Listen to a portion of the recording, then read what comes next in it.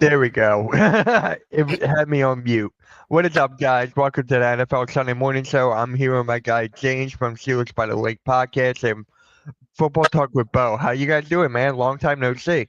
It's been a minute. Yeah, Yeah, been a man. few weeks, right? Hey, that's what happens, right? Summer vacation, you decide to go down the shore for a bit. You decide to, relax, and now you're here, and then it's time to get cracking. So, how you guys been? James, what you been up to? Finally got a vacation in. Went down to Virginia with a girlfriend and her daughter and visited her family. Nice to get away and spend some time by a pool, which I really don't know when the last time was I did that. So much needed R&R and feeling refreshed and man, this is the best time of year. Football season here, baby. It Yeah, is. It is. Bo, what about you, man? What you been up to? man, just running back and forth to Storm games and stuff. So it's just Yeah. a lot of running on my end. So you guys talking about vacation sounds amazing. Yeah, I'm actually going back down on Thursday, be back on Saturday, so there should be Nice. a show next Sunday. So, Sweet. Sweet. yep. All right, let's get started with this whole ESPN and the NFL acquiring NFL and NFL RedZone. Yeah. Bo, how do you feel about that with the whole ESPN and Disney NFL and all that? Yeah. Well, I mean, there's two different ends of it, right? So Yep. on one end, you look at it for the NFL and it makes a lot of sense, right? So they're making a big deal about ESPN getting NFL, network basically, and then RedZone. And when you look at it from that point, they're like, okay, they spent, somewhere between $1 and $2 billion to acquire this. The part that I don't know why people are leaving out, but it's a big piece, is the NFL is getting a 10% stake in ESPN. So I don't know why that's being left out of the details, but that's a huge element, right? Because now they have a vested interest in helping ESPN grow, right? That being said, it's ESPN. So they are 100% going to ruin RedZone. They're going to find a way to just mess that up. And it's unfortunate. I would bet they probably won't destroy it this coming year, right? Like they'll wait a minute because they got to try and get it in there. But I would bet that there is some special edition of RedZone that you have to deal with Stephen A all day. And that is rough. This whole thing with WWE now, everyone is saying like Stephen A is going over there for WWE now, and I'm like, well, here ESPN we go. firing everybody, so he's their guy. They're like, Yeah. you know what? We have 0 other people, so you just have to work all of it. Yeah, James, how do you feel about it, man? No, was this did they acquire the entire NFL network? Is that what I'm understanding on this? Yeah, they're getting more rights to games. So they have access to the NFL network programming. I don't know that they necessarily take over the NFL network directly. They do take over RedZone directly. Okay. That was my biggest concern because honestly, I can't stand watching ESPN during the NFL draft because they just talk about the first 3 guys for 3 days straight, and you never find anything out about any of the other people drafted the whole weekend. So I exclusively watch the NFL network for draft coverage because I think it's about 70 times better. So that was my biggest concern out of this. But yeah, I would expect there to be some definite changes for the worse because, yeah, they just can't keep their hands off of stuff. I wouldn't even be surprised if they try to make it like a separate premium from what it already is, like a monthly pay-as-you-go kind of fee for the channel. So I do believe that is a thing. So it'll end up on the ESPN Plus, Disney Plus, whatever their group packages. From the sound of it, it would be there, not on just the standard ESPN channels. Yeah, sounds right. Yeah, Blades has a funny comment here. What is up, Blades? ESPN that talks about the Cowboys and Shador. No matter what the real news is, it's the same. Coming from him, he's a Steelers fan. Blades is a Steelers fan, so it sucks for him. No, and to James' point, like the draft coverage is rough.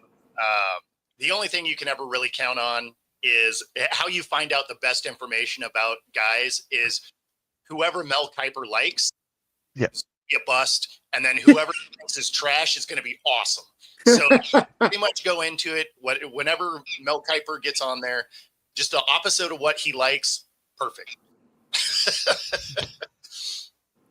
His connections must have been excellent getting into the business because I don't know. I've disagreed with his takes probably more often than I've agreed with them. I will give him a lot of credit. It sounds like he just like forced his way in. So he did, because I was watching a thing about kind of his career, right? And it looks like he just created sort of a draft board essentially before it was really a thing, and then started submitting it to like coaches and stuff. And that's kind of how he got going. So kudos to him to, create a niche that wasn't there and, and then capitalize on it and turn it into 25 years of doing it. I feel like he would accidentally be right more often, but but hey, I'm not mad at it. I mean, it really sounded like he just it was just will to get in there. So I'm with it. Yeah. No, you can go. Yeah, I can respect that. That's all.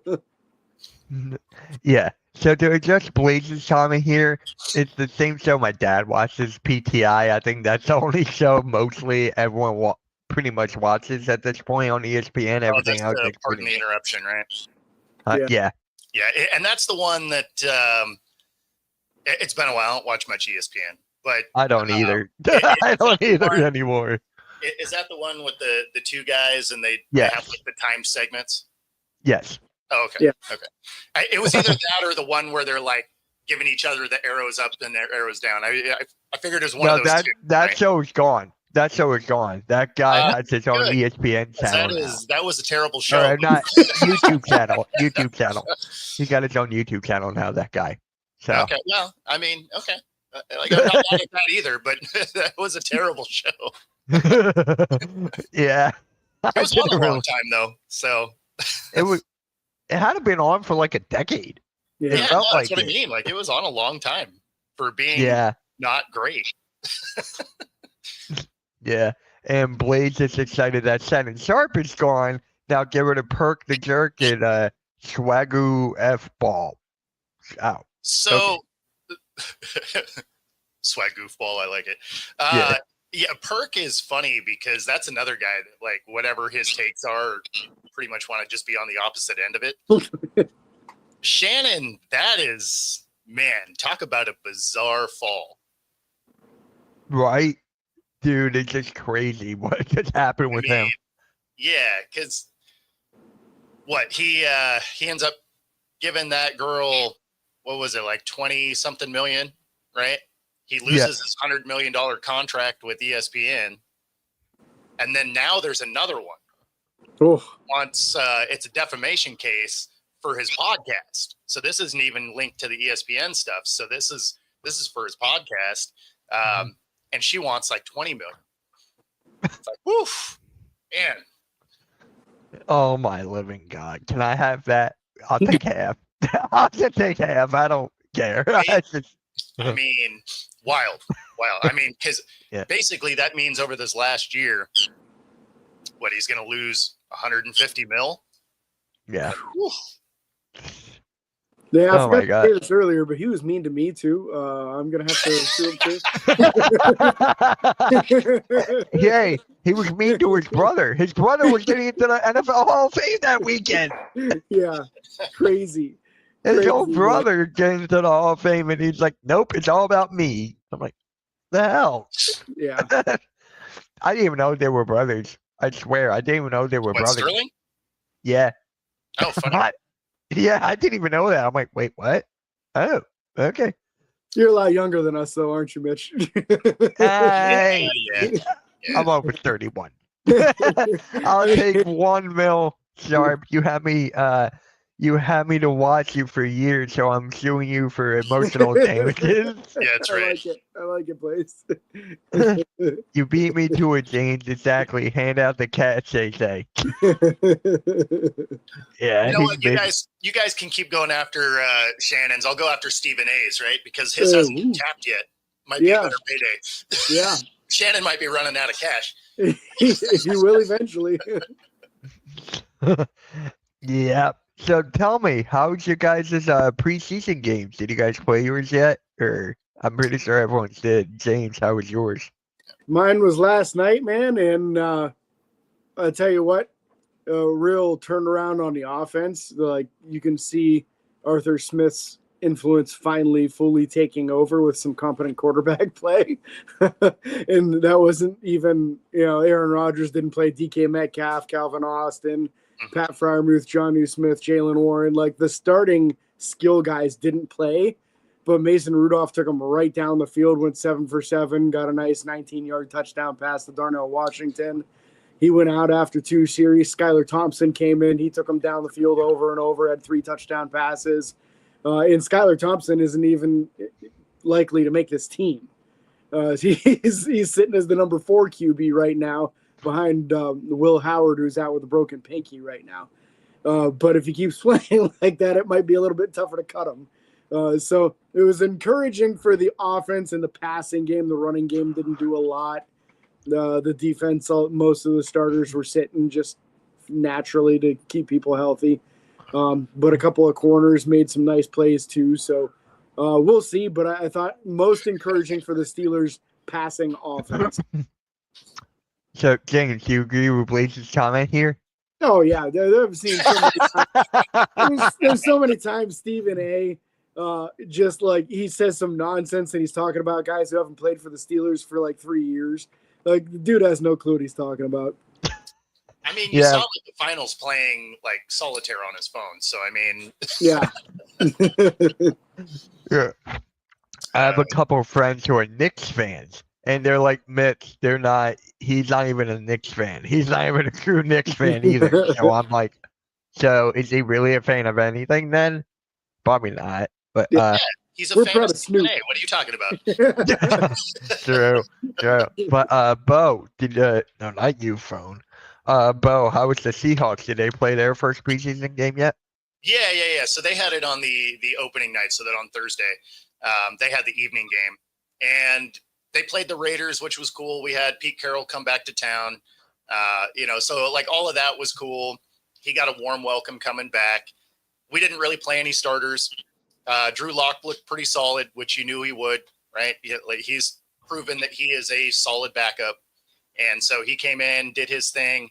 And then Milroe came in the second half and didn't look great.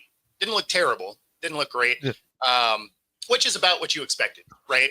I mean, when you watched him in college, he has some tools, and as long as you have time to develop him, he could be good, right? If he was going to have to start week 1, he's just not going to be that guy. But here in Seattle, he doesn't have to be, right? You already have Darnold.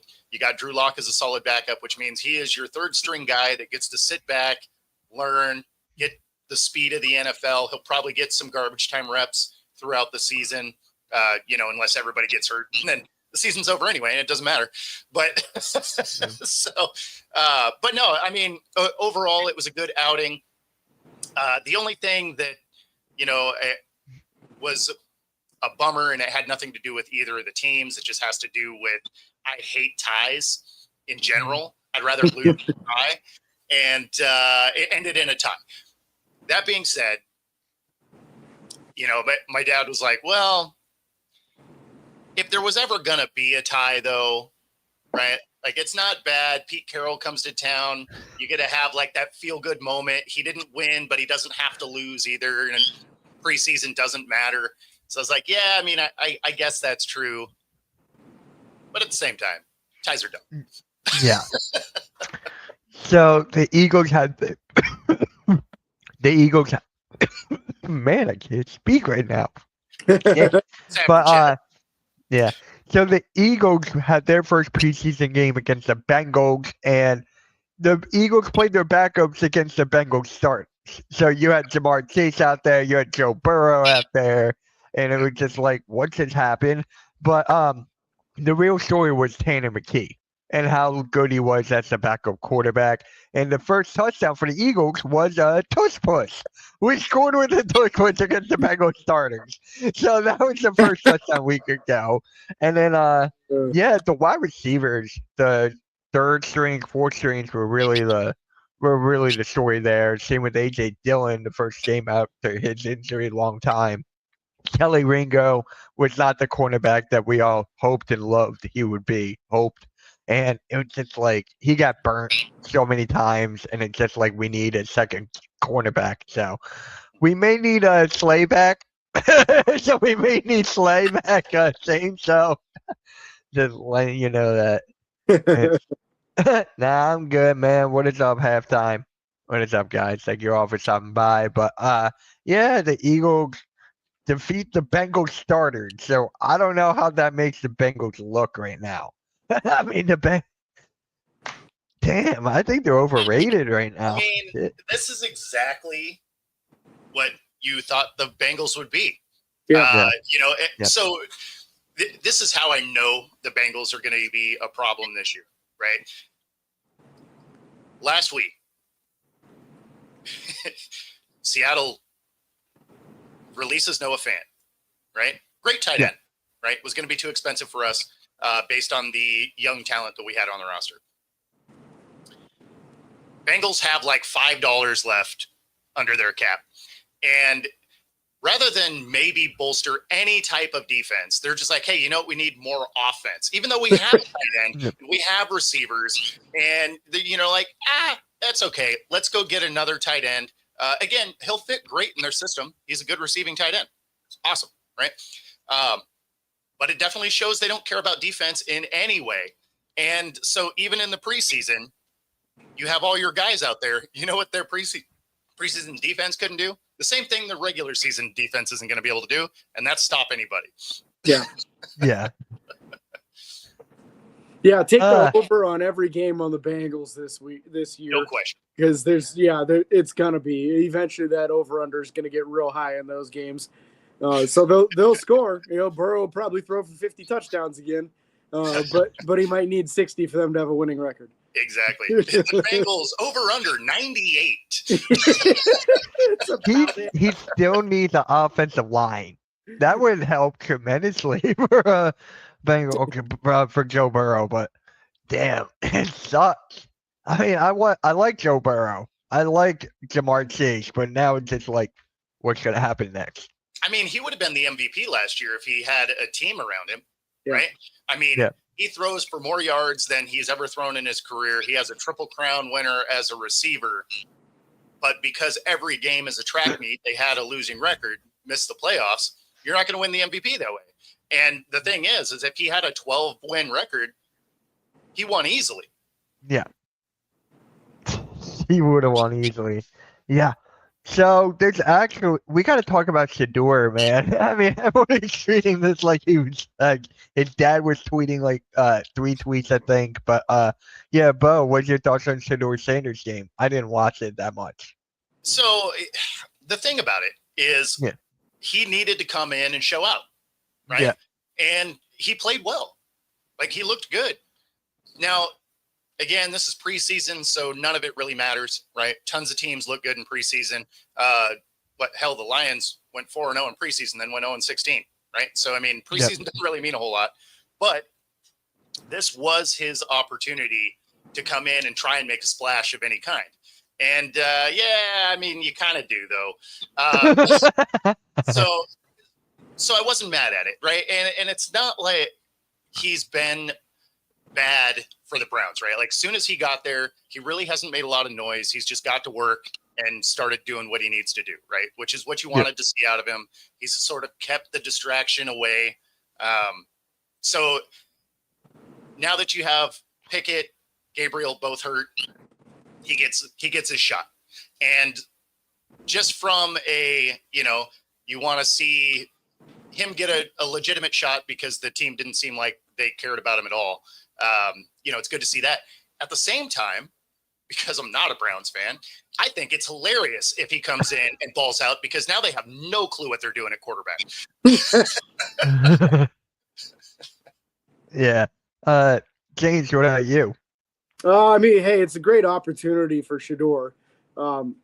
Had these guys in front of him not gotten injured, he would have been getting reps at the end of the game, most likely. So got to give him some credit. 14 to 23, not the greatest completion percentage in the world. Some of the throws I saw, the receivers kind of had to come back for the ball a little bit, stop on their routes a little bit. So he's got to work on his timing and placement. That stuff typically gets better with more playing time.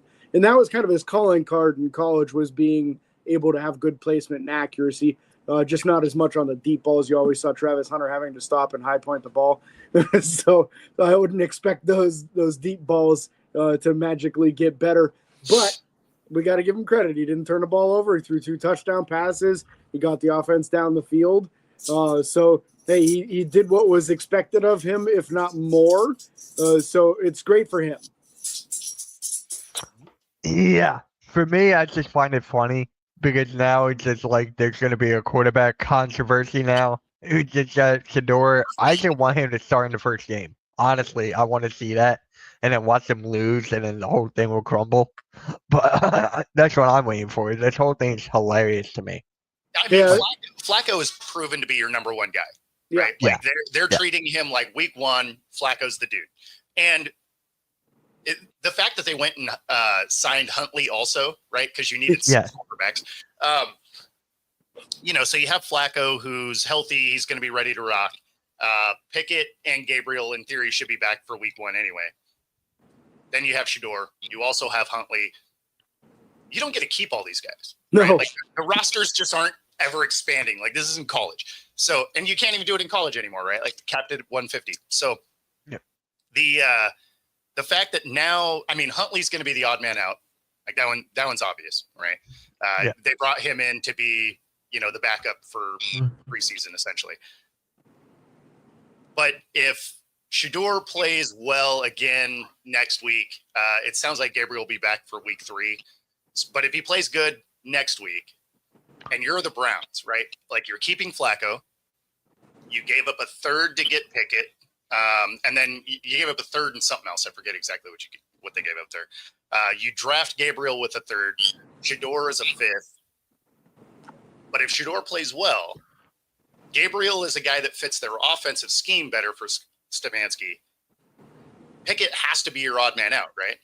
He's a Super Bowl champion. He is odd one out. I mean, just because you're on the team doesn't mean you won. Like, hey, him and Kenny Gainwell were both champions, so I'm like, hey, I'm good with that. Let me say it this way then. Like, if you didn't play, I understand he kneeled the ball. If you didn't play, do you wear your ring? Hell yeah. Yeah. If I'm the water boy, I'll wear the ring. So let me ask it this way. If you're Drew Bledsoe, do you wear that ring? Yeah. That's different, isn't it? I don't care. I'm just putting myself in his shoes. I'm like, I would. I still would. I mean, here's another example, too. Carson Wentz for the Eagles, right? No, that's what I'm saying. Came in, like if you're Pickett and you're the known backup, you probably do. If you were the starter and you just lost that job and then someone came in and balled out for you, man, that would be a tough one to wear. You still want it, but what's funny about that class is Pittsburgh takes Pickett in the first round and he gets the ring with the Eagles. They also took Chris Oladokun in the 7th round that year. He didn't make the team, goes to the Chiefs, and he's got a couple Super Bowl rings being Patrick Mahomes' backup. So they actually drafted nothing but Super Bowl winners at quarterback that year, just not for them. For a few years to sell it. There you go. Yeah. Have you guys actually seen the Eagles Super Bowl ring? Did you guys see it yet? Yeah, it's pretty wild. When you hit the button, the wings come out. Oh, that's cool. And I'm like, I gotta get a replica of that. Like, I have to. The rings are so big now, you almost can't actually wear them. right? Yeah. Like, Right. 'cause you always used to see guys that would jump on a telecast or something, they'd wear their Super Bowl rings. Now they're like, this big, and you're just like, Yeah. I mean, like, I don't know how you wear that. And if you win more than one, how are you going to fit them on your hand? You'd have to have like one on your pointer finger and one on your pinky. You wouldn't be able to wear them in between. I mean, Even Brady. even the ones Brady has, he has to have his fingers out like this because the rings are so big. It is so funny how Brady wears those rings, even though he cheated. But yeah. So this is actually Yeah, the but he depth played. chart. Right? So that's the Yeah. He actually got a Still chat didn't hold them too. accountable. Yeah. So this mean, is actually the. they don't in any sport though. Think about it. Like even in baseball, right? You're banging trash cans. They didn't take the Astros championship away. They sanction them, they fine them, whatever. But you got to keep your hardware. So, Yeah. I mean, there's no discouraging element of cheating in sports because it's like, okay, yeah, don't do that. But here's your ring and your trophy. So, Unless you win a Heisman, right? yeah, if you win a Heisman or the Tour de France, those they'll try and take your titles away. But yeah, when it comes to the actual titles, Michigan, right? Hey, They got to keep their natty. Woo! what is the saying again? If you cheated, you're not. What was that again? If you're not cheating, you're not trying. There you go. Okay. It's the old adage. But see, it's different when you get caught cheating, but then there's no real repercussion, right? Or think about when Pete Carroll at SC, right? Yeah. He had sanctions coming. They didn't take those titles away. He just bounced. Yeah, he's just like, oh yeah, so I'm not gonna be able to coach, so I'm just gonna go ahead and go. And then he came to Seattle and won a Super Bowl. So I mean, like, I'm not mad at it, but but at the same time, what happened to the school? Oh, they got some sanctions. They weren't able to recruit quite the same. Sometimes you end up with you're not allowed to be in the playoffs or whatever. But what you do get to keep is that national championship. I mean, hey, Brady's the same thing. What, twice? Was it twice he cheated or once? No, it was like 4 or 5 times. I mean, I thought it was only twice. So the Deflategate thing is, right. Everybody played with the balls. So I mean, I don't know. I don't know that I really care that much. But I remember when they were recording people's practices and stuff like that. So I mean, there's been things. So I don't know. They got caught on Spygate twice because they actually got punished by the league twice for that, and it was like 10 years apart. Exactly. So they just went right back to doing it, figuring they wouldn't get caught again somehow. Well, and even if they do, what happened? Nothing. Yeah, it was like the first time it was like a $500,000 fine, and they took away like a draft pick. I think the second time they took away a draft pick. Like, yeah, it wasn't a big enough fine for anyone to care. Well, and then it was they pumped noise into a stadium once, or was that Washington? I don't remember now. They were found guilty on tampering with the opposing team's microphones. So your headsets never worked in New England. You had to do everything, yelling onto the field and hand signals and stuff, and then they were stealing your hand signals. That's right. So it was Washington that was pumping noise in the stadium. That's right. Yeah. So yeah, I mean, like teams do whatever they can do. I mean, the tuck rule. I forgot about that. That one was wild, but that wasn't on them, right? Like they just randomly made up a rule for them. Mid game, like how bizarre is that? They're just like, oh, right? No, that seemed like a fumble. And it's like, nope, that's not a fumble somehow. And then what about can you imagine? Yeah, can you imagine if they asked the Des Bryant catch, if they actually made that into a rule? That would have been funny. That would have been like, oh look, you can have 1 foot in bounds now. I mean, or 2 feet or whatever. It kind of did make right. Like you couldn't figure out what a catch was for the next 6 years. Yeah, I mean, right. It was just game to game. You had no idea what a catch actually was. Ask Jesse James. Well, And we did see something very unique this last season that I didn't recall seeing before, is a catch required both feet, not 1 foot, then 1 foot, right? Because we watched somebody skip on the 1 foot, even though it was 2 feet down, 2 steps technically. His other foot never hit the ground. It kind of swung above the ground, incomplete pass. And I was like, oh, I mean, I feel like there's a pretty easy judgment call here that would have made you think that was a catch, right? But, Yeah. But yeah, per the letter of the law, that is an incomplete pass unless you get that other foot down. So that was interesting. That one's gone against Pittsburgh a couple of times now, where a guy's got 1 foot down a couple of times and just can't get the second foot, the opposite foot, I should say, down. Yeah, because they get a second foot down. yeah, get that first one comes back up and back down again, but that other one, nope. So yeah, frustrating. Yeah.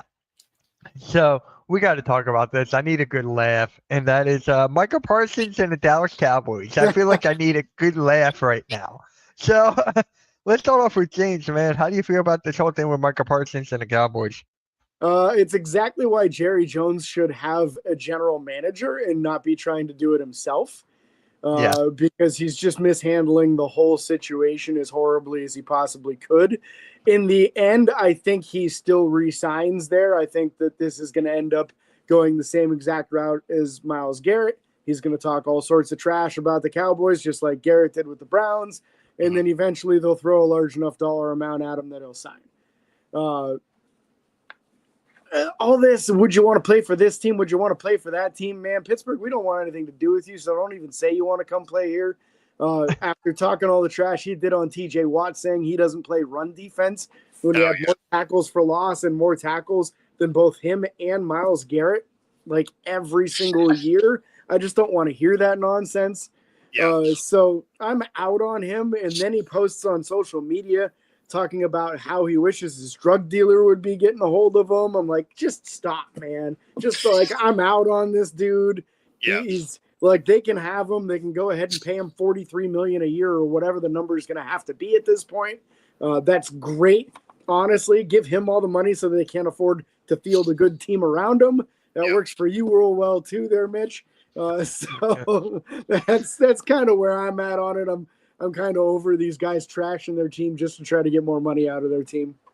Well, and of course, so I sent you a clip there, and this is Jerry going out of his way to almost make it so he's not going to re-sign there. Like, I could see a scenario where Parsons plays out this year, right? He's indicated that he would do that and then hit free agency. The Cowboys do the restricted tag on him so that if somebody does give him enough money, they get 2 number ones. Like, I could see it playing out that way. Mm-hmm. But this is hilarious because they were talking about, they indicated that he doesn't want to get paid, or he has to also want to get paid, right? So then this was Jerry's follow-up to it. You see it there, Mitch? Where is it? I'm sorry. There. Oh, yep. Okay. Yep. This side is as serious about this negotiation right now as you guys are? Oh, yes. Obviously, Micah, first of all, does want to get paid. He's getting paid. You know, he gets about 20-something million right now. And that's pretty easy, 20 million sitting there watching practice out there at the same time we're going on. But seriously, I don't have a lot to say about it. We'll see where this goes, but this is commonplace. It's commonplace around the NFL. It's commonplace here. Like, you can't come in and throw shade and be like, oh, it's an easy 20 million to just watch practice. It's like, that's not going to make anybody want to stay, dude. No. Like, what are you doing? Yeah. It's funny because he gave Jake Ferguson the extension first, the tight end. And I always joke because Jake Ferguson's actually getting married. He's engaged.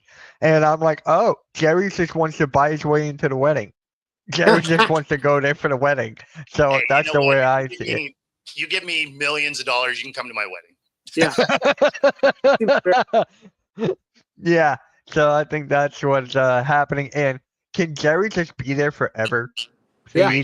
That is all I want. That is all I want. Because the NFC East right now, the Giants are the Giants. The Cowboys have a lot of drama, and now the Commanders with this whole thing with Terry McLaurin. Yep. So the Eagles right now are sitting pretty in the NFC East.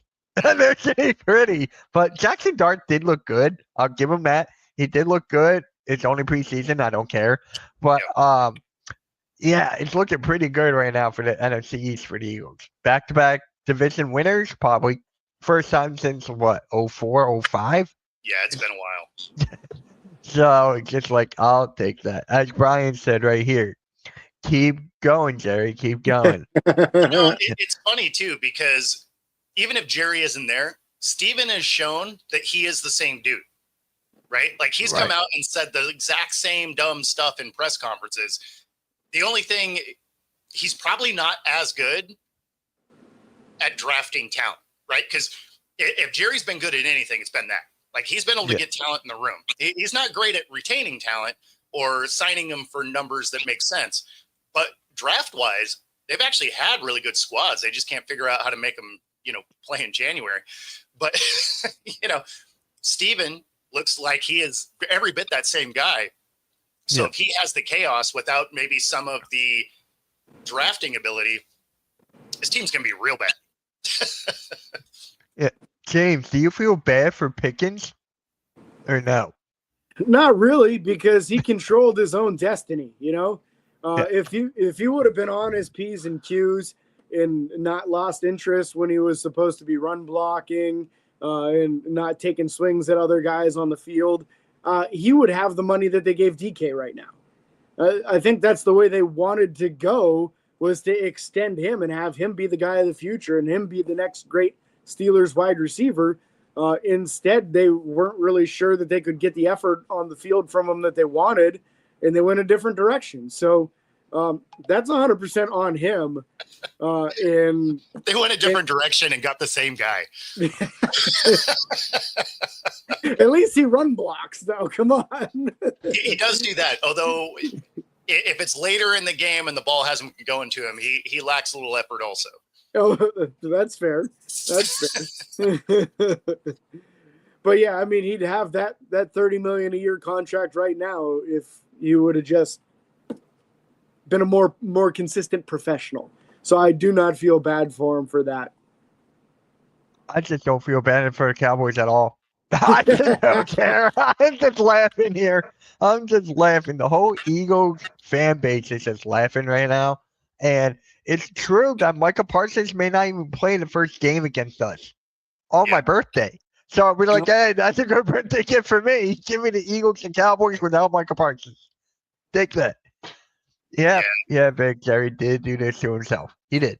Oh, for sure. And Steve-O, your average per pass is never a great number because you have so many throws that are in the backfield, right? So many flats and, around the ends. And so, I mean, those have zero yards attached to them, right? It's all yards after catch. So even when you're looking at other quarterbacks that you're used to seeing push the ball down the field, their average per throw still isn't great because there's so many checkdowns and dump passes and stuff like that. So, so I wouldn't look too much into that.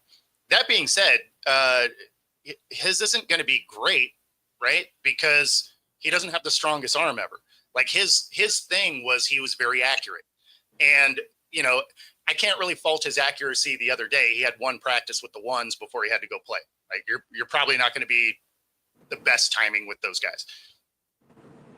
But that being said, his per pass isn't going to be amazing because he doesn't have the strongest arm. That's not the big element of his game.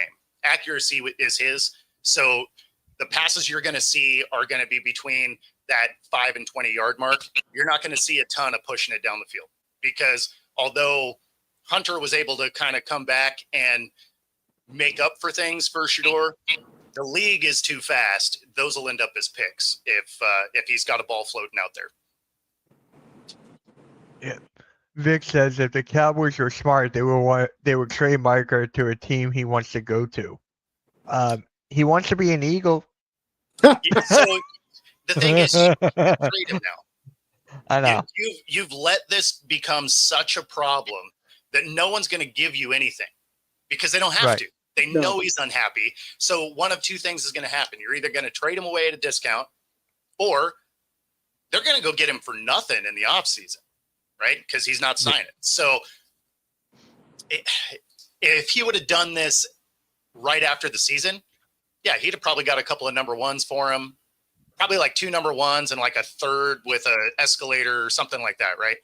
But now, what, you're going to get like a 1 and a 3 maybe, because you're going to have a guy that hasn't been in camp with your guys at all, right? So you're going to have to try and get him up to speed with whatever it is your defense looks like. And then it's a 1-year rental because his contract is still up. So now, instead of having a guy that's fully ingratiated into your system, you're going to have to bring him in late after the fact and then hope you can sign him. So, yeah, I don't know. It's I get the idea of like trade him where he wants to go. They're not going to do that. And nobody's going to give him enough that would make it enticing. And who in the NFL has that much cap space right now, too? Most teams are pretty close to their cap number. You might have like 10 or 15 million to play, but he's on what Jerry just said, $20 million contract this year. If you do work out the extension, you expect it to be around 40 million. I don't think there's too many teams in the NFL who have $40 million in cap space right now. Well, and the ones that do aren't good. Brown. Like, if you think you're not winning in Dallas, you're really not winning where you would be going. Yeah. I mean, what team could possibly get him? I like Jacksonville? Probably not. I'm trying to think. It's really difficult right now. And edge rushers. Yeah, I can't imagine them doing it. Well, and Jacksonville doesn't have the cap space anyway, I don't believe. Yeah. I was just All picking their money on the offensive side of the ball. The Panthers might be able to, but because I think a lot of the cap space trouble that they were in finally started sliding off the books. So I think they could do it. But I mean, that's the thing, is it would be a lot of teams that just aren't good. Mm-hmm. The teams that are like, hey, we could add him and, really elevate. They don't have the cap space. So you'd have to do some pretty amazing, creative finances to make those numbers work to get them on your team. Not to say they couldn't do it, but it means whatever team does it would be hurting in about 3 years. Yeah. They'd have to put all kinds of dead years on the end of the contract and spread it out and have a big cap hit after the player's not on the team anymore. Yeah. So the Niners could do it. The Niners could do it.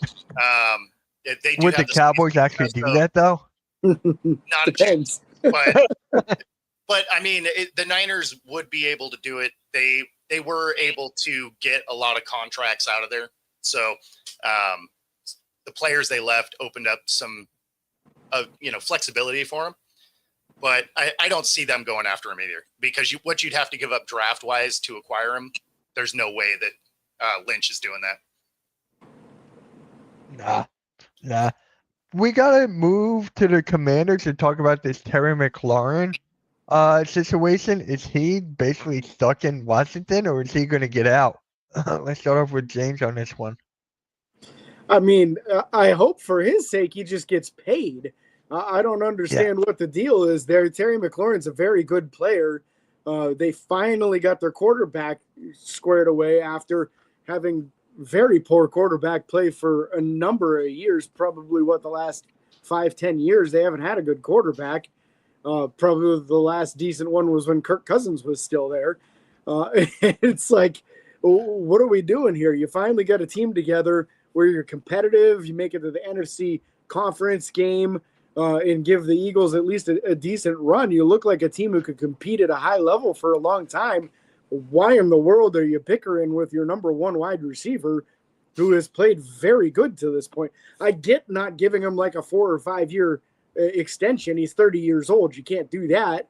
But at least hook the man up with a 3-year deal. He's still playing at the top of what he's been as a professional.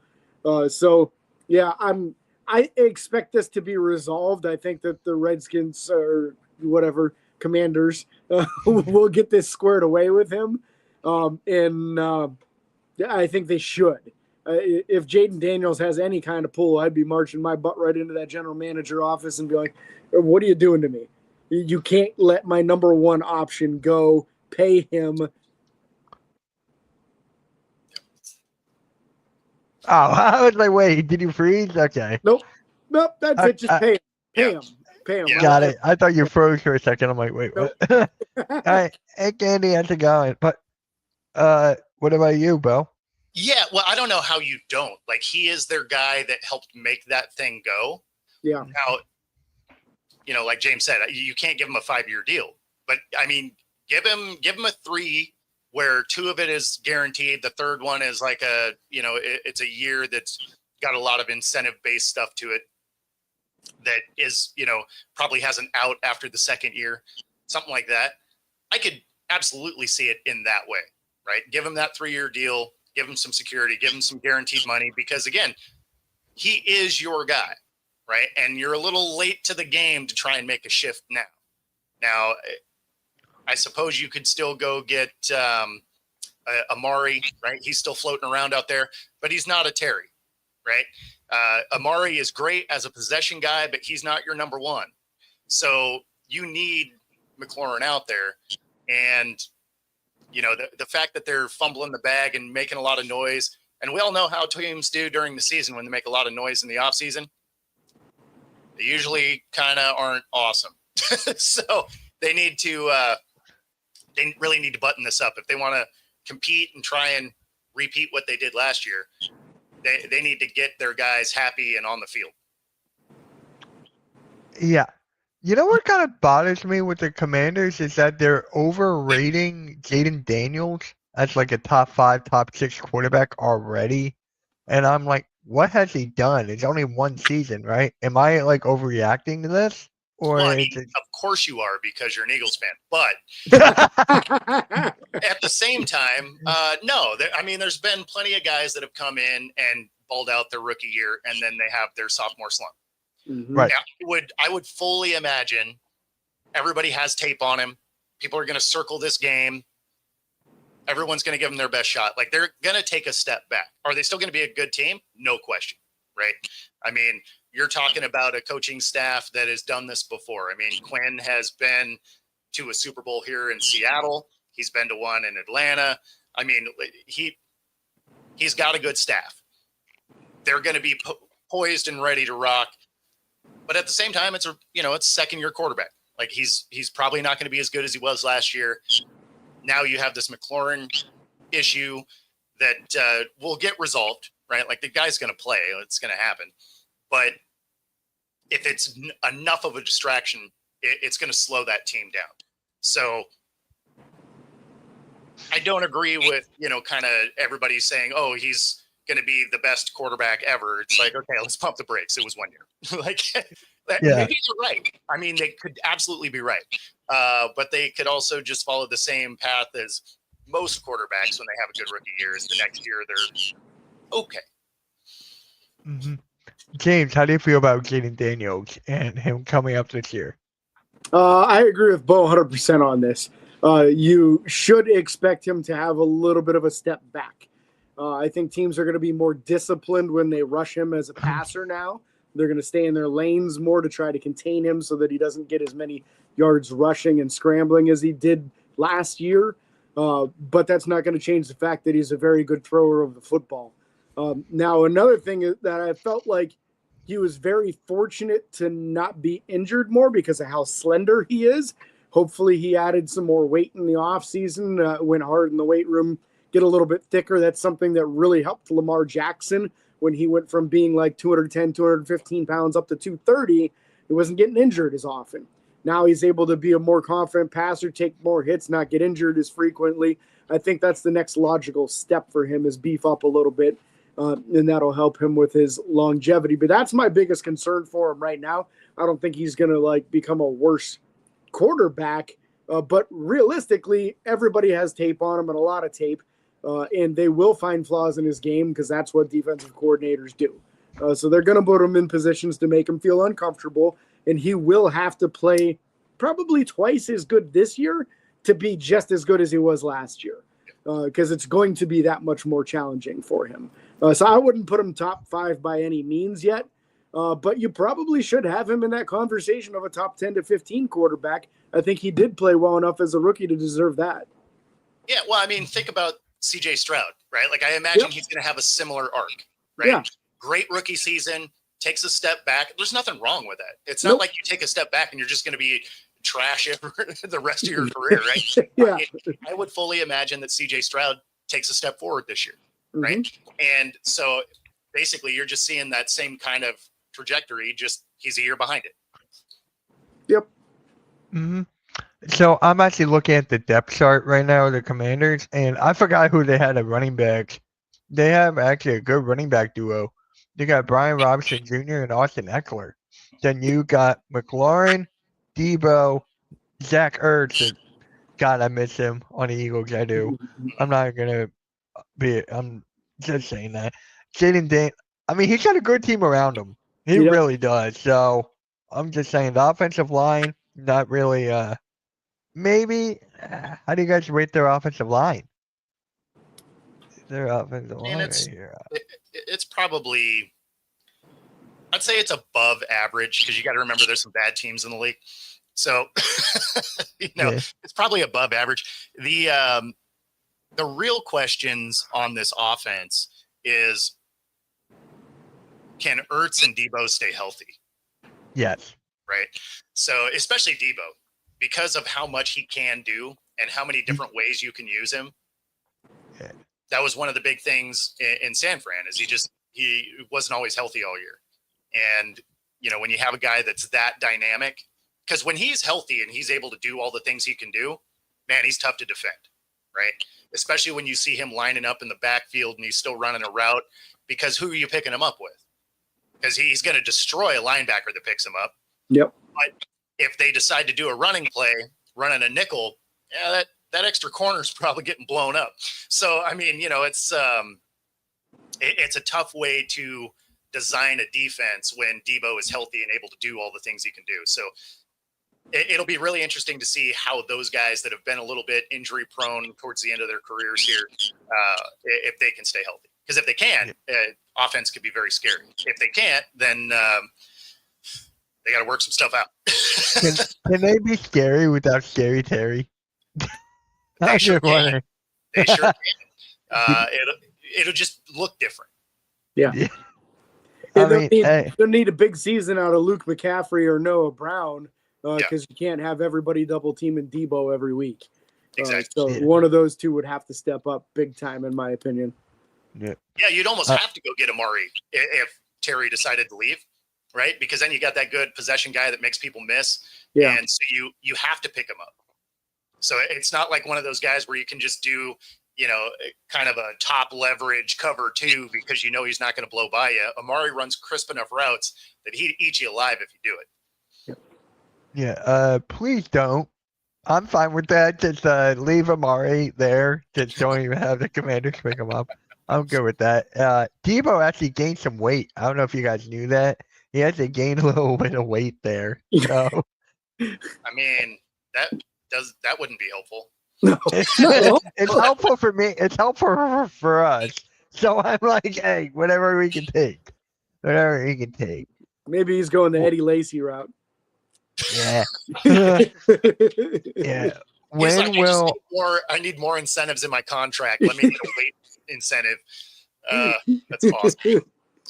When will R. Rice and Robinson suspensions be issued? They did Addison's already. Yeah, I haven't actually heard that. So I haven't seen updates on that is the way I should say that. They might be waiting for appeals. I don't know, but I haven't heard the official, suspension dates. So, yeah, I would expect it before the season, just because they don't like to let stuff like that linger and let guys play and then suspend them in the middle of the season. So I would expect those to come probably in the next couple of weeks. Mm-hmm. All right, guys. So that's going to conclude this episode of the NFL Sunday Morning Show. You'll catch us here next week. James, what you got going on, man? Weekly shows. We're doing Sunday. We did this morning, and then also next Sunday, and then we're going to be back to the Saturdays twice a week during the season. So Mondays and Saturdays will be where you'll catch us, YouTube or anywhere that you listen to podcasts. Yep. And Bo, what you got? Man, lots of stuff.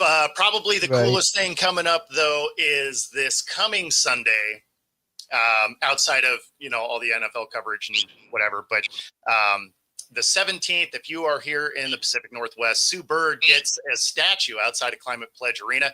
She will be the first WNBA player to ever get a statue, but rightfully so, right? She was like a 15-time All-Star, 4-time gold medalist, 4-time and WNBA champion. So, I mean, like, the accolades are off the charts. So she definitely deserves that statue. So if you are here, it's basically Fan Fest from, I think it's 10 until game time, which is 3 p.m. and then going to be covering the game. So I'll be downtown from about 7 in the morning until whenever I get home. It's going to be a long day, but it's going to be fun. So if you're here, come out. It'll be awesome. Damn. All right. And guys, in 3 minutes, we got a new wrestling show called The Wrestling Asylum with Eric the Joker. Make sure you guys tune in if you guys like any wrestling stuff. 3 minutes, there's a link. And yeah, we'll catch you guys next week, man. Make sure you guys hit the like and subscribe to the Hardcore Sports Network. We'll catch you all later, guys. Peace. Have a good one. Yeah.